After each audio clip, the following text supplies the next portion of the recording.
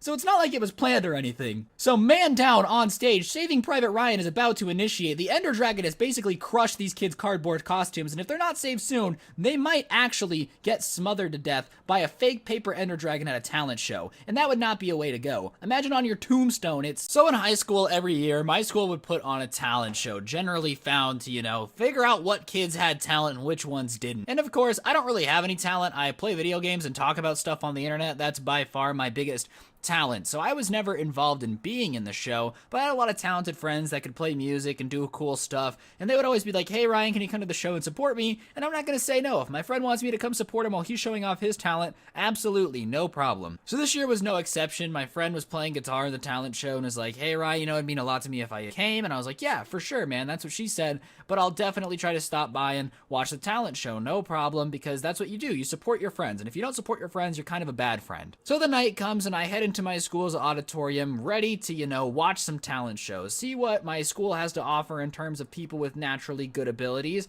and hopefully have a great time, get a good story out of it, because my friend would win or something, I don't really know. And what I found was so much better than just someone playing the guitar, ladies and gentlemen. So as I was walking in, they handed out this little brochure that had everybody's talent and what their show was going to be and who they were. And about halfway down, 3 acts after my friend, was the Minecraft Club. You see, my school was super open to having clubs. They thought it made them look better to like school boards and whatnot, so basically any club that anyone wanted to make, the school would just let you do it. And a group of kids that I'm going to politely say were nerds without using a different word decided that they were going to start a Minecraft Club. And every day after school, they would hang out in this teacher's computer lab and play Minecraft for hours at a time. And they were pretty much a meme amongst the school. They would always do really funny things at the Minecraft Club that were pretty cringy, and most of the people in school, like, they were pretty harmless, but it was just kind of something we would laugh at amongst ourselves that the Minecraft Club was a real thing at our school.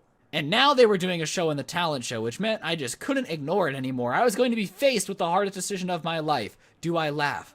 And the description for what the Minecraft Club was going to do at the talent show was the live world of Minecraft. And I knew instantly that this was going to be a classic, take a picture for my cringe compilation material. So for the beginning of the talent show, I am waiting in patient anticipation of what I can only assume is going to be the greatest thing I've ever seen. So it comes and goes. My friend does do a really good job. He's great at guitar, really talented guy. I'm pretty sure you're watching this. Great job, bro. But finally, the lights dim and the announcer says, and welcome to the stage, the Minecraft Club. And my eyes are glistening. Ladies and gentlemen, I am so excited to see what they have to offer. The C14 music starts playing, which makes me super nostalgic. Like, whenever I hear the Minecraft intro now, I just cry about the fact that I'm not a 12-year-old on my Xbox. But at the time, I was hyped. And out crawls, and yes, I mean crawls, a kid wearing a pink painted cardboard box that looks like a Minecraft pig, and he is on all fours crawling across the stage. And at this point, I am like, this is going to be the greatest thing I've ever seen. Because let me paint this picture for you. Here you are in an auditorium filled with people waiting to see talent, parents, grandmas, everyone. And on stage, you as a 17-year-old fat kid in a cardboard box painted to look like a Minecraft kid crawling across the floor like some kind of snake demon from the game Doom, okay? That is the situation we're in. So of course, I'm already trying to contain my laughter, and it's really difficult. Like, you tell me watching a 17-year-old kid crawl across the floor in a pig costume isn't hard not to laugh at. And if you can't say that, then you have no sense of humor, and you kind of deserve whatever comes to you, because you have no soul, because that's the funniest thing I could ever imagine. But it doesn't just end with a kid crawling across the floor on a pig. The music's playing, and out walks a kid in full-blown cardboard Minecraft Steve armor. Well, not armor, just in the Minecraft Steve suit with a microphone, and he goes, "Gee, what a strange world. I sure am glad that I have my friends here to craft with me." And out walks 3 more kids, all wearing Minecraft skin renditions of themselves. Keep in mind, this is high school. It's not middle school. It's not elementary school. All of these people can basically drive, and they are wearing Minecraft costumes on the stage. Also, how bad for the kid that was the pig? Like, imagine your kid comes home, Mom, we're gonna be in the talent show for Minecraft Club. You're like, oh, that's so great, honey. What are you? Well, most of them are gonna be people, but I get to be the pig, and I don't get to talk. All right, son. All right. So whatever, these Minecraft characters on stage and they start going through a day in the life of Minecraft. They're punching trees and the entire audience is just silent because, like I said, most people in the audience are parents, grandmas, people there to support their dear Aunt Sally. But there is a super loud corner of the auditorium and I look over and it's the parents of all the kids in Minecraft Club and they're clapping and applauding and laughing at the play-by-play narration, which is basically a Let's Play going on live in front of us.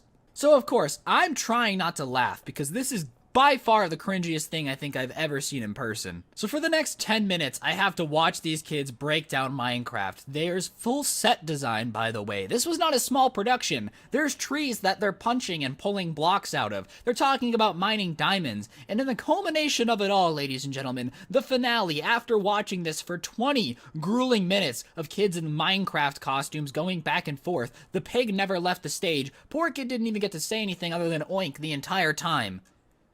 They go through the end portal, and they all hold hands with their little block arms and go, all right, guys, together on 3. Friendship is key. And at this point, I can't hold it in anymore. I'm laughing. The people in my row are looking at me because I look like a terrible person. They said friendship is key, and I start giggling. But I mean, come on. There are people wearing Minecraft skins on stage talking about how friendship is magic, like a bad episode of Barney the Dinosaur in like 2015. And you expect me not to be giggling, all right? This is hysterical. This is the greatest thing I have ever seen. I wish I would have filmed it. If I had film of it, I would put it in the video right now. So I'm laughing hysterically. They jump in the end portal, and out comes, hanging up on wires, a fake ender dragon made out of paper. But you might be thinking, Ryan, it can't be that bad. It's a pretty sizable ender dragon, probably weighs enough to knock somebody down. That's going to be important. And I guess whoever was backstage trying to control the ender dragon was probably getting confused with their cardboard arms. Maybe got a cardboard cut on the top of his shoulder, because as he's trying to maneuver it to be fighting the Minecraft characters that are supposedly sitting in front of me on stage, it drops to the ground and knocks over 3 of the Minecraft players that are supposedly trying to fight the Ender Dragon. And the kids all just kind of look like, I don't know what to do. So it's not like it was planned or anything. So man down on stage, Saving Private Ryan is about to initiate. The Ender Dragon has basically crushed these kids' cardboard costumes. And if they're not saved soon, they might actually get smothered to death by a fake paper Ender Dragon at a talent show. And that would not be a way to go. Imagine on your tombstone it says, "Here lies Alex Smith, crushed by a fake papier-mâché Ender Dragon at a talent show. If only the talent was real. LOL, SMH, 69, no scopes only. Hashtag Ender Dragon for life." So now the entire audience is laughing, and the fans and the parents of the Minecraft Club are saying, it's not funny, stop laughing, those are our children on stage. Sorry, your kid just got RKO'd by a papier-mâché dragon and you expect people not to be laughing? Hate to break it to you, people are definitely going to laugh at their misfortune. It's nothing against you. It'd be hilarious if anyone was crushed by a giant paper dragon. It's even funnier because your kids are wearing fake Minecraft costumes. So whatever, they somehow get the paper dragon off the kids without incident, and the rest of the talent show goes on. Everybody still has the burning memory of 4 kids trapped underneath a papier-mâché dragon like it's no tomorrow. And we get to the end and they're doing the award thing, and they're basically like, so, our judges have tallied the votes. And in first place, we have, and it was some girl who was singing, she was a really good singer. And I swear, the look on the Minecraft kids' face when they didn't win was pure disgust. And one of them goes, "Are you kidding me?" And the entire audience is like, what is going on? Because here is the Minecraft kids saying that they should have won the talent show when they didn't even get to finish their entire play without somebody basically dying to their paper dragon. So they start getting mad at the fact that they didn't win the talent show, and the judges are kind of having this look on their face like, what? So they have to politely pity give these kids 3rd place in the talent show for their absolutely disgusting, terrible Minecraft play, which was just not good to watch. It wasn't good acting. None of you are winning an Oscar. None of you are superheroes. You couldn't even do a Minecraft play right. And what's even funnier is when they came to school on Monday, people were making jokes about the fact that there was a Minecraft show at the talent show, and they just couldn't wrap their hands around why that was funny to everybody. They thought we were just some silly haters, when in reality, when you're 16, 17 years old, the last thing you should ever want to do in public is dress up like a Minecraft character and have a play.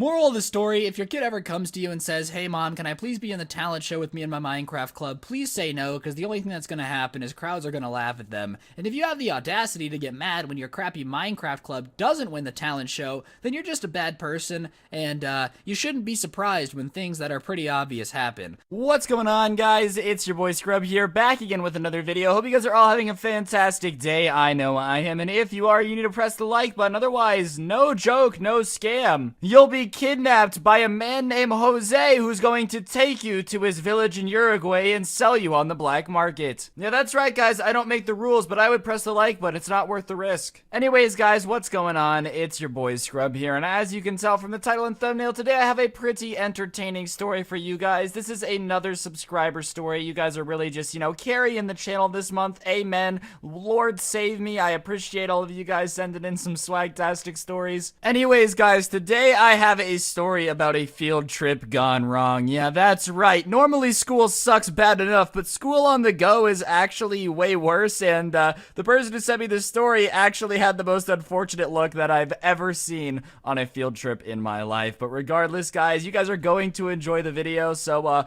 buckle your seatbelt and get ready. And if you have any crazy stories that you think people would enjoy, feel free to send them to me on Instagram at Scrubby or my Twitter at Scrubby_69, and let's do it. So, for whatever reason, I feel like schools try to make things on field trips educational when the reality is everybody just kind of wants to go to get out of class. And this guy's school, I guess, kind of realized that because they were going on a field trip to an amusement park for their physics class. The physics teacher was like, hey, what's a better way to learn about physics than ditching school and going and not thinking about physics all day? That's what really matters, I think it's funny when teachers try to, trick themselves into thinking that somehow this is educational. They're like, oh, roller coasters use physics, so therefore kids will learn about physics by going to an amusement park. It's like, listen, man, when I'm on a roller coaster, the last thing I'm thinking about is, that middle-aged bald man did tell me about the conservation of motion. No, I'm out there on a roller coaster having myself a good time, but whatever. The physics teacher gets it approved that they're going to go there to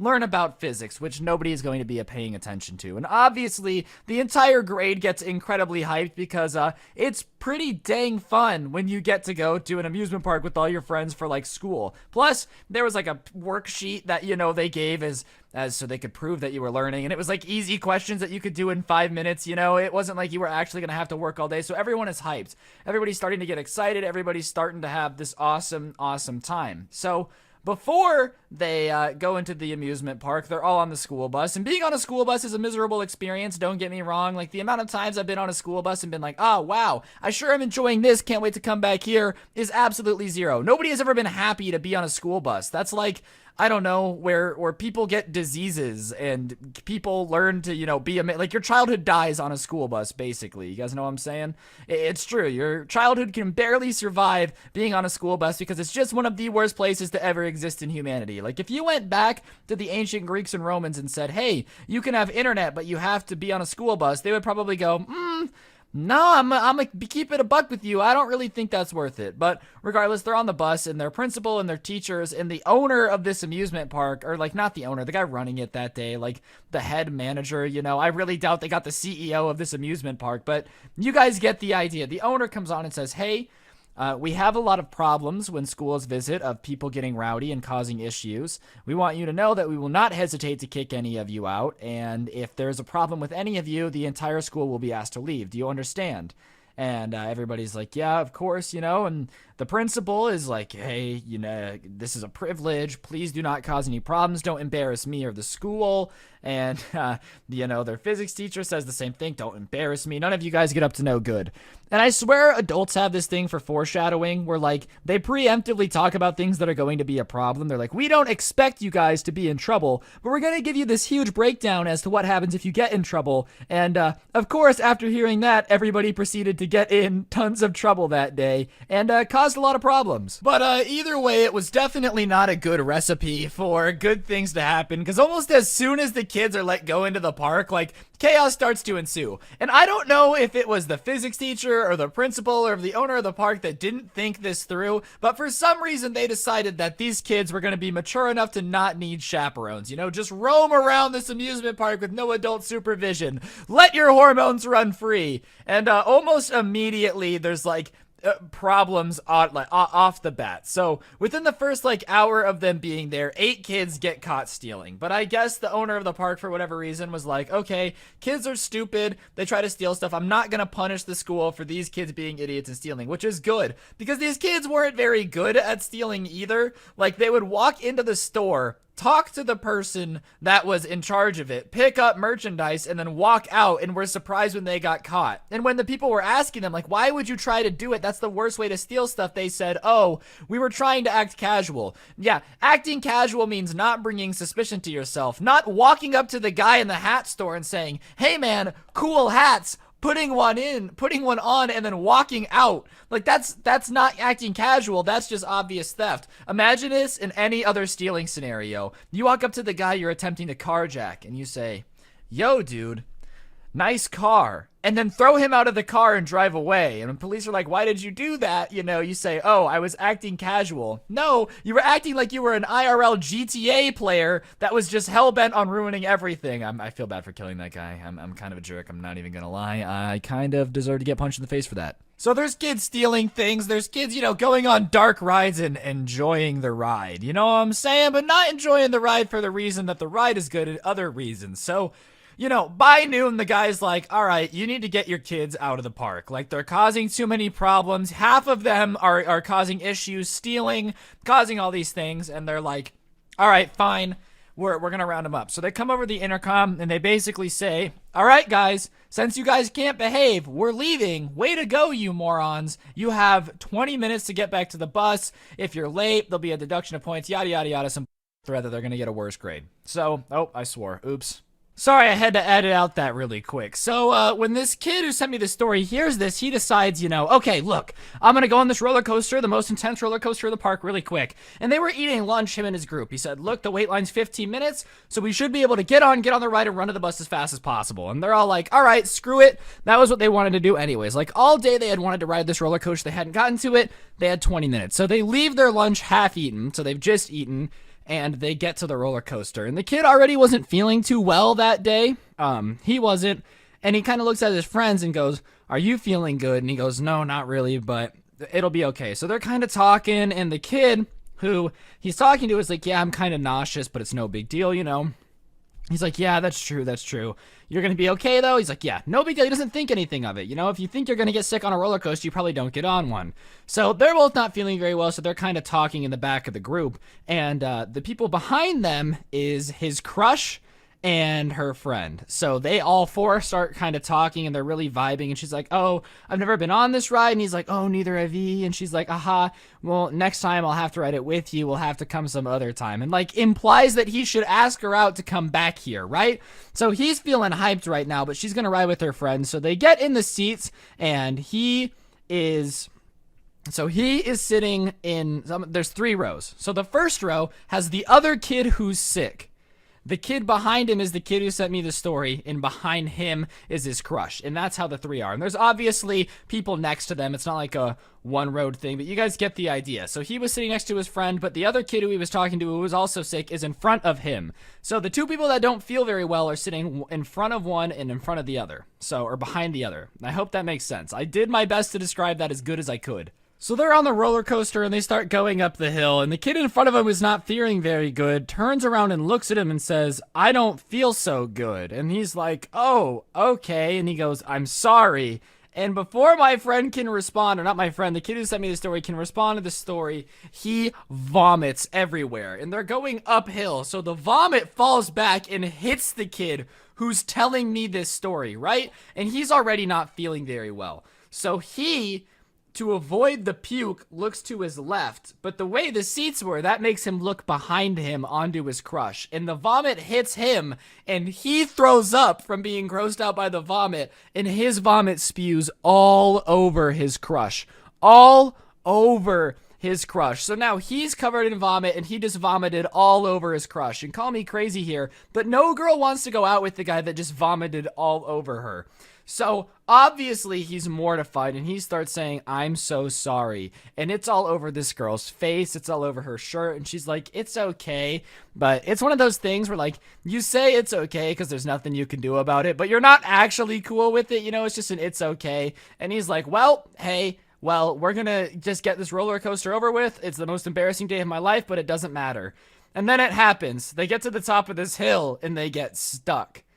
The ride stops working, and they're stuck up there for 3 minutes in awkward silence as, you know, he's just sitting in the fact that he just vomited all over his crush while also soaked in vomit. So the ride finally goes, but it's like at the top of the hill. So he turns back to look at his crush again. The ride jolts suddenly. He throws up again all over her after it had already like dried. So he pukes on his crush twice. And the ride ends and they get off and they go to the bus and they show up and they're like, what happened to you guys? And everybody that was in that group, because obviously not just him and his crush got covered in vomit, everybody in that little section did. And they're like, we had a vomit accident. And they had to sit in the back of the bus together, which was unair conditioned, and just sit in the baking puke that was all over them. And he vomited on his crush, which I'm sure did not improve his chances of actually getting a date. And that, ladies and gentlemen, is the most disastrous field trip story that I think I've ever heard. Vomiting on your crush is pretty dang embarrassing. Like, I really don't think it could get any worse than that. But, yeah, if you enjoyed, feel free to go down below and scope out the merch. Press the like button, follow me on Twitter and Instagram, and turn on notifications. Today's notification shout-out goes to Random Stuff JMJ. Big shout-out to you for having on notifications. If you want notifications, shout-out, turn them on, send a screenshot to my Instagram, @Scrubby, and I shout somebody out every single day. But, yeah, moral of the story, don't throw up on your crush. This has been Scrubby. Don't get anyone pregnant. If you do, make sure they're hot. And hopefully I'll see you guys next time with another video. I'm out. Peace. Evil teachers on 3, 2, 1. Yay! Now, something that I've noticed is evil dumb people really aren't that bad, okay? Like, if somebody's a jerk, but they're really stupid and they make it obvious that they're a jerk and a bad person, then like, hey, no harm, no foul, because you can avoid them, you know?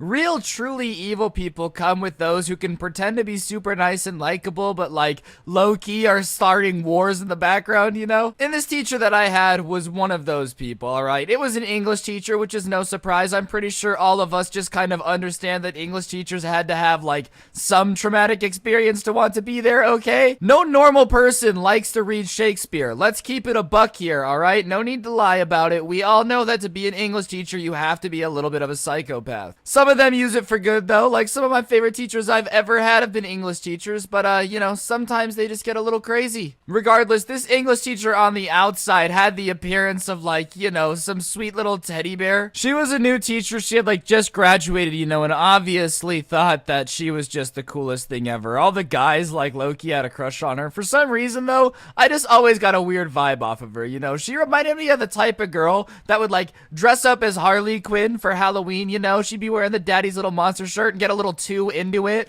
Like, she'd be like, ah, yes, I love it when I get hurt. Like, it would just get weird, you know. She'd get a little too into cosplaying as Harley Quinn. I hope that makes sense. Like, that was the chaotic energy I was getting, okay? A little bit of some crackhead energy. Some like, I'm gonna drink a Four Loko, but that's not enough, so I'm gonna have 2 type beat. Either way, most kids thought she was the coolest thing ever. They were like, bro, she's so dope, and I just always had this weird vibe, you know? I never really trusted her. Like, I was never gonna go in after class and like talk to her about my problems, which is what some people did. And you know, I'm just saying personally, that's a little weird. I would never want to talk to my teacher about my life, but I guess some kids would go there after class and like ask her for life advice. And you know, I just don't want life advice from my teacher. My teacher doesn't need to know what's going on. Like, I don't need relationship advice from my history teacher, bro. Like, I'm sorry, that boomer ain't gonna know what's going on. But regardless, I guess some kids just were so infatuated with her, thought she was so dope that they would go in and like ask her for life advice. So obviously, over the course of the year, she had gotten really close with this like group of students, you know?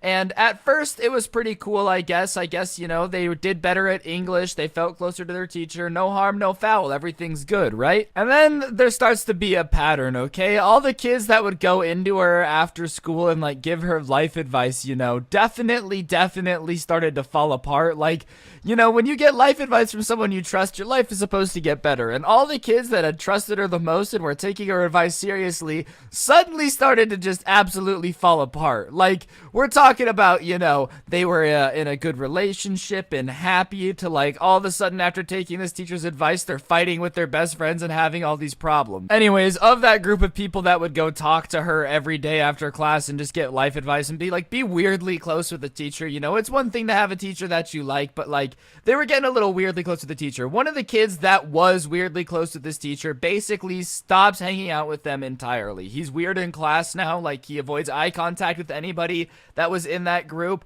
and you know, he just kind of started doing his own thing, and naturally he became a lot happier, right? Like, he started doing his own thing, and from one way or another I ended up hanging out with him a bit, just between like him getting involved in different stuff and me and him having some stuff in common. I ended up hanging out with him. And so one day when me and him are hanging out, I started asking him, and I was like, bro, what was going on when that teacher was giving you guys all advice? Because like, everybody who was getting advice from that chick just ended up going off the deep end. And his eyes get all big. He's like, look, if I tell you this, you got to keep it a secret, okay? I was like, all right, bet, no problem. And he starts telling me that this English teacher is low-key, like, manipulating these kids to have all these problems so that way they need her more so she feels validated. And I'm like, all right, man. That's some next level evil genius stuff, okay? I can't just hear accusations of someone just being a full-blown psychopath without any proof. Like, do you have any stories? Like, is there anything you can tell me? He's like, yeah, okay, listen to this. So when he was hanging out with that group of people, he had this best friend named Aaron, and him and Aaron had gotten into a fist fight like a week before that he had stopped hanging out with that English group altogether. He had gotten in a fist fight with this guy who had been his best friend since they were like kindergartners, right?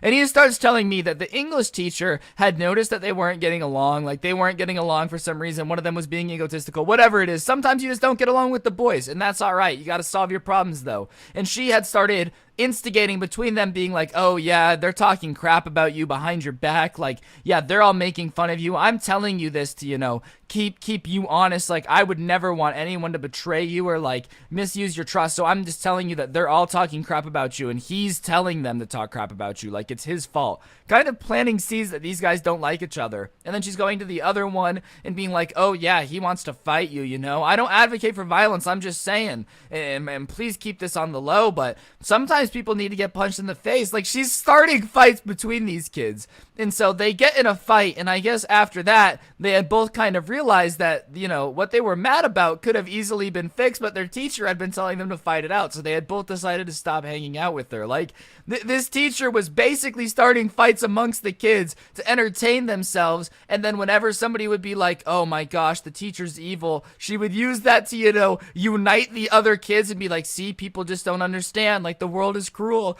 This English teacher is low-key starting a cult in an English classroom. We know pretty soon they're gonna have some weird amount of land in Utah where they're gonna be practicing English sonnets and fighting each other for the Fair Ladies English exam. Beyond that, he starts telling me stories about how girls would go to her and be like, yeah, my dad's being a jerk, and she would be like, wow, like, screw your dad, like, your dad's a jerk. And so she was making these kids like fight with their parents so that way they would listen to her more, bro. English teacher was just straight up being a psychopath, right? And I'm like, yo, that's crazy. That type of person shouldn't be allowed to be around children. And he's like, yeah, but, you know, she does a good job at hiding it. Like, she acts pretty normal, you know? She doesn't text you. She doesn't leave any trail. Like, she just tells you this stuff over the period of a couple weeks in person. So it's really hard to, like, prove that it's happening. So, obviously, I'm sitting here like, bruh, I've had a bad vibe about this chick all along. I am big brain, okay? I am the smartest person to ever exist. There is literally no way to topple me, bro. If you're evil, I'll detect it. That's my superpower, okay? Call me, you know, the next Avenger. That'd be a really crappy superpower, being able to, like, detect if someone's the bad guy.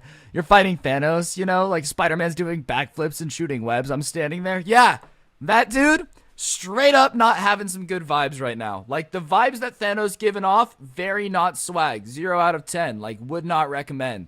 So growing up, I had a childhood friend named Matthew, and he was a pretty chill dude, but his mom was single for as long as I knew him. Like, right off the bat, his mom was just a single mom, and she did a pretty good job. Matthew and I would hang out pretty often, and yeah, that was just how life was. But when we were, like, sophomores in high school, his mom finally decided it was time to get back on the train and start dating, and she started dating pretty quick because, Not gonna lie, his mom was pretty hot, so the second she started dating, people were obviously interested. And Matthew wasn't very cool with his mom, like, dating. I mean, I don't feel like most people are. He would never tell her, no, you can't date, but he just didn't like to hear about her dating life because it'd probably be pretty awkward for your mom to walk in and be like, yeah, I went on a date last night and this guy was a great kisser. I'm really cool not knowing that about my mom. I'm really, really okay never hearing those words come out of her mouth. So his mom, like, just didn't keep him very updated in the dating life until things got serious. And one day he comes to school and he looks pissed off and he's like, Ryan, I need to talk to you stat. We have a massive problem. I think my life might be over. This is a big, bad situation. So we step aside from like the rest of the friend group and he's like, all right, here's the situation. My mom last night says that she wants me to meet this dude she's dating because she thinks that she wants to marry him. But I didn't even know that she was dating anyone. So she told me about this dude and I looked him up on Facebook and I just don't like the guy. I really, really do not like this dude. He is just not a nice guy, I can tell. So I'm like, all right, show me his Facebook. Maybe you're overreacting. I would too. If some dude was dating my mom, I'd probably be like, yeah, he is literally the reincarnation of Hitler. Just because, I don't know. I don't think, I just think I'm protective of my mom. I feel like most kids are. So he pulls up the Facebook and, yeah, any idea that my friend was overreacting immediately goes out the window. I don't know if you guys have seen Tiger King, but he looks like Jeff from Tiger King. And for those of you that haven't seen Tiger King, I'm gonna describe it. Imagine if you took, like, the douchiest clothing you could imagine and draped it on an old man that is way too old to try to be dressing cool, and then just sprayed the douchiest cologne, just Axe body sprayed, for 90 minutes, shook up a monster and sprayed it everywhere. That is what this dude looked like. He just the attitude of, like, the way he would pose in pictures and what he was wearing as a 50-year-old man was just no bueno. No bueno. You could kind of tell what guy he was. And then we're scrolling through and we're reading the posts on this dude's Facebook, and his public posts are just absurd. I'm not even kidding. There's a post from, like, this 50-year-old man saying that he loves that his daughter is 18 now because all of her friends are legal so he can date them, which is a very weird thing to post on your Facebook wall. Like, hello, everyone that I have added, whether it be business associates or my grandmother. Please listen as I detail the things that I would do to girls my daughter's age. Like, it's just a weird thing to post publicly. So we definitely are like, yeah, this is not a very good dude.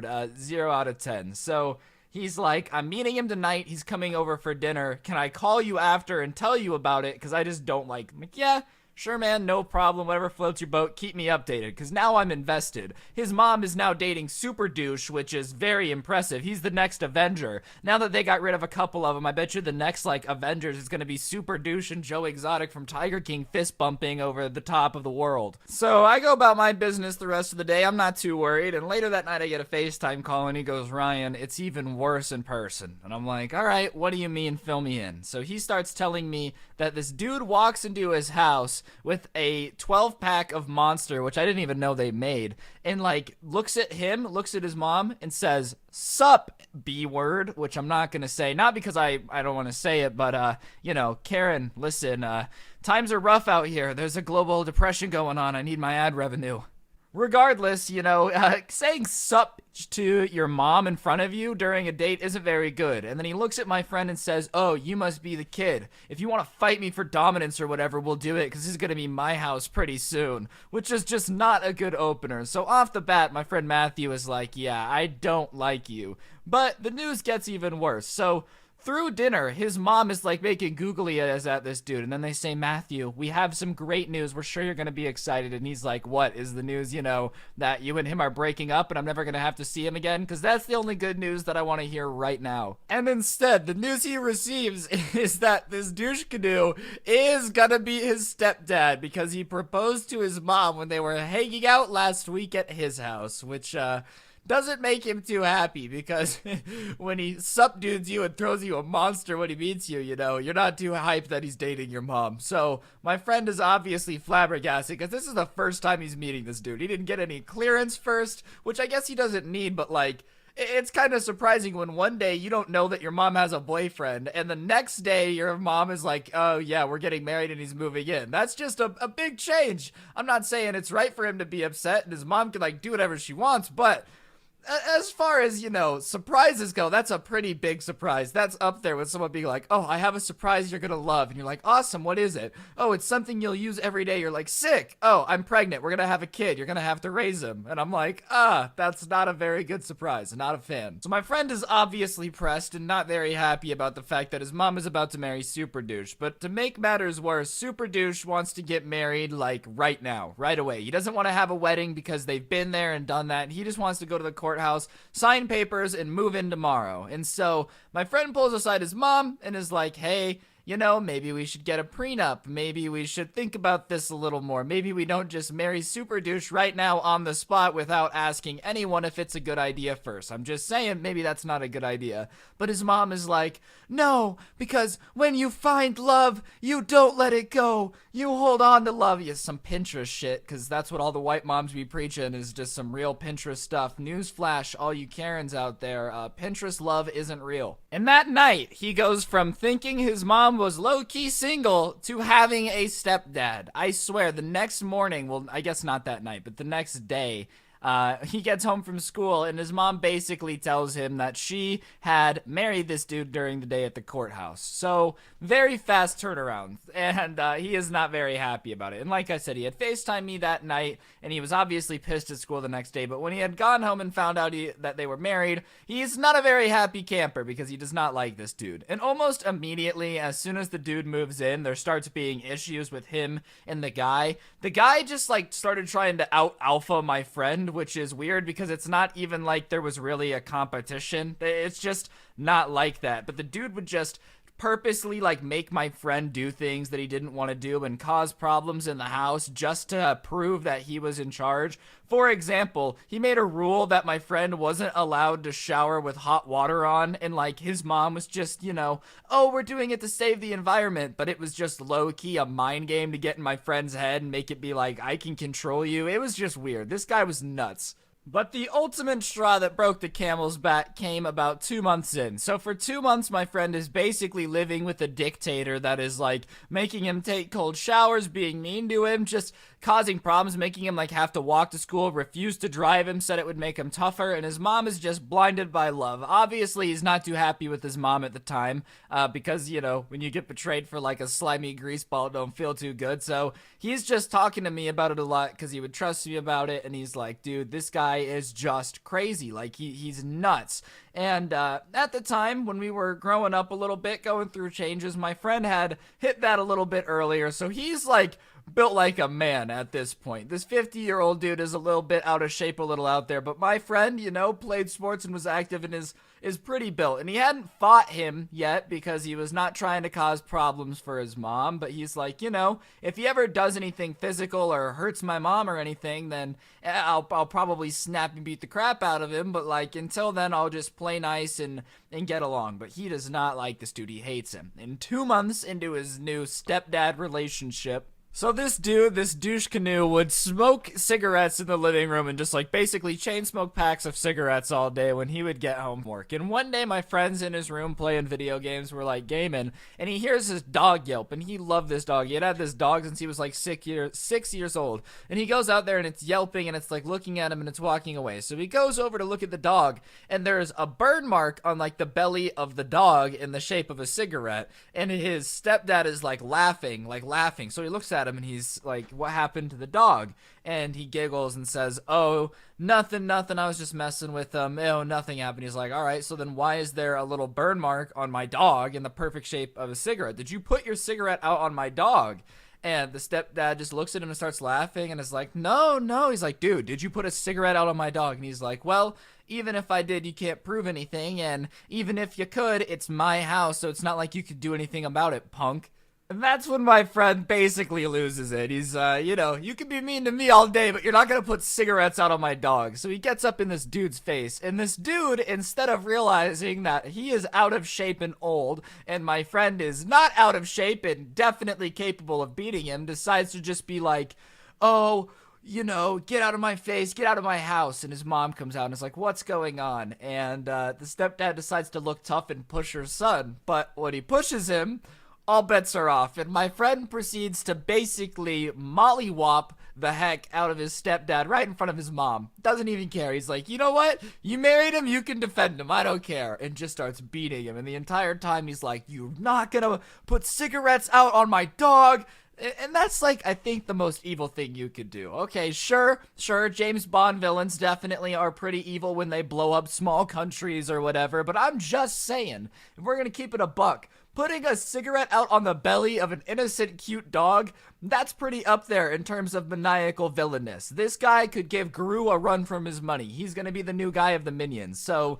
And if you love your dog and someone puts a cigarette out on your dog, you don't fight back. If I was walking Pendleton, my beagle, and somebody walked up to him and burned him, I'd be going to jail. I'm beating somebody up. I don't feel bad. So he beats the crap out of his stepdad, and his mom's freaking out and is like, what is going on? What's going on? So he pulls him apart, and the stepdad's like, you're gonna get out of my house. And his mom is like, no, you're not kicking my son out. What happened? So my friend finally explains he burned the dog with the cigarettes and just goes off about like how bad he's been treated and everything going on, and how like he's probably cheating on her with like da-da-da-da-da because he's always posting on Facebook about how hot his daughter's friends are, which is super creepy, is just snapping.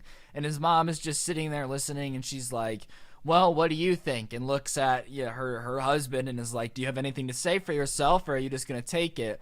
And the husband, the stepdad, decides to try to kick him out again and is like, you're a liar, you're lying about me, get out, you're worthless, me and your mom are never gonna talk to you again.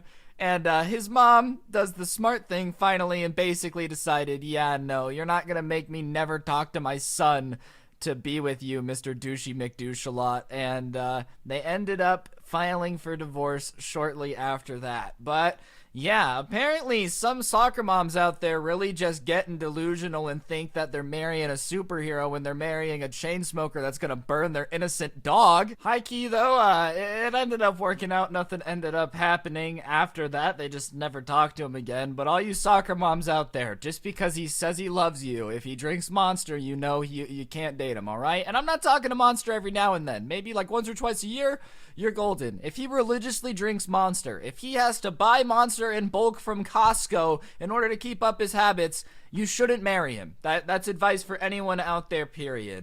So I go to a school that's a little bit of a private school, right? Meaning that there's a bunch of kids that think that, you know, their dad is actually a multi-billionaire owning Amazon, like just being a James Bond villain constantly, you know? There's a lot of people in my school that are kind of bougie because that's just what comes with the territory in a private school. And for the most part, most of them are pretty chill and understanding. But there's this one group of girls that is just the most unbearable group ever. They're the type of girl that constantly reminds you that, like, their outfit costs $700. They're the group of girls that it's constantly reminding you that their dad is like a surgeon and is way better than you. The girls that are constantly reminding you that, you know, poor people just kind of like need to work harder. Just obviously just not very nice with the fact that their parents have a lot of money, and it's their parents having a lot of money. One thing that really bugs me about rich kids flexing is that, like, it's not even your money. I can almost respect when a rapper is flexing or like when an NFL player flexes, because it's like, hey, you work really hard. Like you made all that money. Congratulations, man. You did it. Congrats. When a rapper flexes a Lambo because his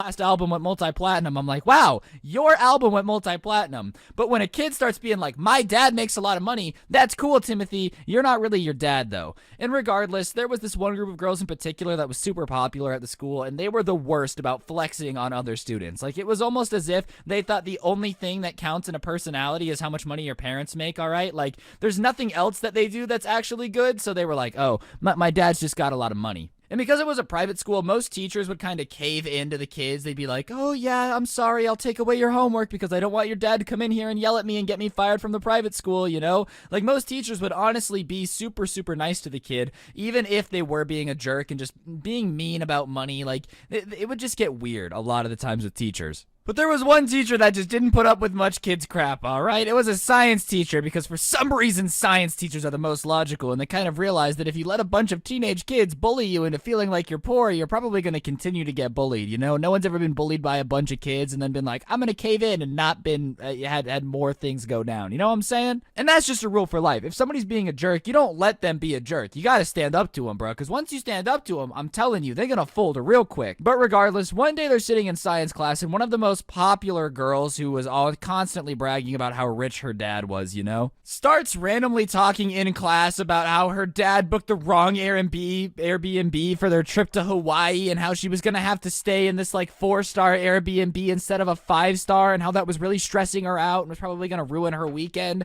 As if it's just normal to take a weekend trip to Hawaii, bro. Like, oh, it's Friday, going to Hawaii. Hate having to fly commercial. Wish we had the private jet. Like, and this is in science class, mind you. This isn't at lunch where she's like talking to her friends and not. Like, she interrupted the class to tell everyone that her dad is stupid because he only got them a 4-star Airbnb for their weekend trip to Hawaii, as if that's just something everybody does. Like, ugh, I hate when my dad ruins our Airbnb reservations for our trip to Hawaii. Is that even a real thing? Like, you can be mad about going to Hawaii? Is that possible? Bro, this girl's ruining the whole luau, man. I don't want her to get a lay at all. If she pulls up to the luau, I'm leaving, dude, because what's she gonna do? Complain that there's not 3 pigs for her to eat? And the teacher goes, nobody cares. Like, he says nobody cares, which is the best response possible. You know, most teachers in this school were used to like, oh, that is so sad. I'm so sorry that your father booked the wrong hotel, but can you please not interrupt my class? And this guy was like, yeah, nobody cares. Like, literally nobody cares that your dad booked the wrong Airbnb in Hawaii. Everybody here wishes that they could go to Hawaii. So maybe next time you should just shut up. Like, don't talk. Like, he basically calls her out for just being the worst, which is pretty fair, you know? Like, hey, if you want to interrupt my class, I'm gonna flame you, because that's just how it be. If I was a teacher and some kids started interrupting my class, I might flame them, because that's just what you gotta do. But obviously, the type of girl that's complaining about only staying in a 4-star resort in Hawaii has never been told no in her life. Like, it's pretty obvious that she does not hear the word no a lot. So she looks at the teacher and says, excuse me? Like, yeah, you should be saying excuse me, bro, because you interrupted the class for no reason. Literally no good reason, man. And she starts telling the teacher, how dare you speak to me like that? Do you have any idea who my father is? He is a very important man in this town, and he owns so many businesses here, and the fact that you would speak to his daughter like that shows that you don't really have any respect for this town. Which, I mean, let's keep it a buck fifty with you, bro. He's a teacher. He really does not care at all how many businesses your dad owns. Like, that doesn't really affect him at the end of the day. If your dad owns every construction company in the city, it doesn't matter to the school teacher, bro. He's not buying 900 pounds of concrete a week. And so the teacher says, I don't care, which is a fair answer. I don't care how important your dad is. Please stop interrupting my class. He basically says, okay, that's cool. I'm glad your dad owns a lot of companies. That doesn't mean that you can interrupt my science class. It's inappropriate time to talk about your trip to Hawaii. Like, it just doesn't matter. It doesn't matter what your trip to Hawaii is going to be like because you're interrupting my class. Can you just wait? And the girl is basically like, you don't get to tell me what I can and can't talk about. And the teacher is like, no, actually, that's exactly what my job is to tell you what you can and can't talk about because it's my classroom. And I'm supposed to be teaching you science, so please stop interrupting the class. And at this point, the girl has been like, had her ego bruised, so now she's trying to win the fight just to prove that like the teacher can't talk back to her that way because she's embarrassed that she got called out. So she stands up and screams, you need to apologize to me right now or I will call my father down to the school to yell at you, which is a really weird threat to give an adult. Like, if you don't apologize to me for me being a jerk, then I'm gonna call my dad to come yell at you. It's just a really weird punishment. Like, imagine when someone was being mean to you in school, you were like, yeah, well, I'll have my mom come yell at you. Like, all right, Jeremy, I'm not really picking up what you're putting down. Like, I'm really not understanding the punishment here.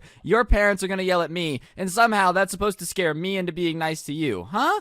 Does any of this make any sense at all? So the teacher, with the threat of apparently getting yelled at by a dad that's not his own, doesn't respond, and he's just kind of like, okay, well then you're leaving my classroom. You're more than welcome to go to the principal's office and explain to them what's going on here. And the girl loses it. She gets up and goes, my dad could buy you. You're worthless. You're just a dumb teacher. I don't know who you think you are to talk to me like this, but my dad could buy you. He's so wealthy that the fact that you would even dare disrespect me shows that you have obviously no regard for this school or its inhabitants, like just being an absolute jerk, right? Starts bragging about how, you know, my dad could buy you. And obviously the entire class at this point is getting dramatically uncomfortable, okay? Because it's one thing when somebody's fighting with a teacher, but the second that a student starts telling a teacher that they're worthless and that their worth could be bought by their father, you know, things get a little bit more awkward. It's not every day that you're seeing, you know, a 17-year-old girl screaming at a grown man, my dad could buy you. And she just keeps repeatedly screaming,